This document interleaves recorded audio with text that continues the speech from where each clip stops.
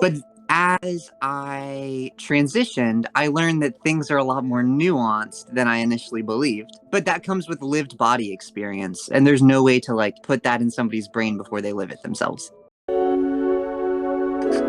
Familiar, yes. And from my study, like half of the incels have feelings of desiring to be a woman or a desire not to be a man. Interesting.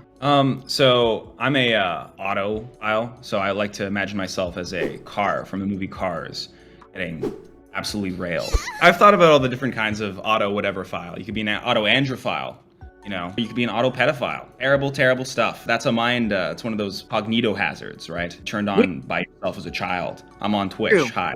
True. Oh, that's true.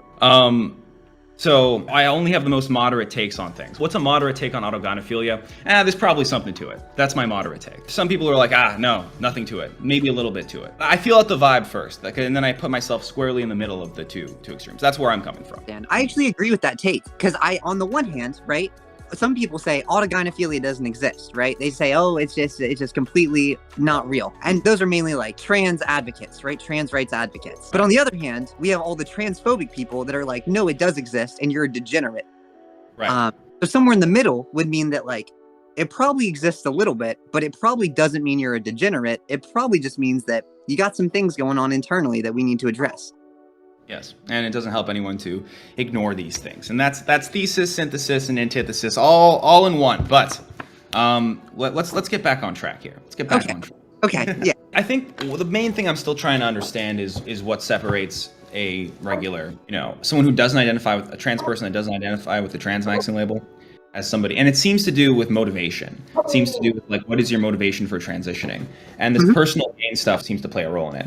When you were transitioning, did it have stuff to do with how you viewed women being treated compared to men? Like women seems to be getting treated better than men, and so you were like, well, maybe I should become a woman and adopt the female social role. Or was that more of a post hoc rationalization? That's what I'm trying to get at. I see. I don't mean to break character, but you're making me think really hard. I think that before I started my transition, I had a lot of ideas about the way that women lived and the way that women functioned in society from like things that I had learned, like intellectually. Like intellectually you can know something, but then like lived body experience, you can know something else. So like my lived body experience for what women actually lived through was like zero. So I was just going based on things I had learned in my brain growing up as a guy.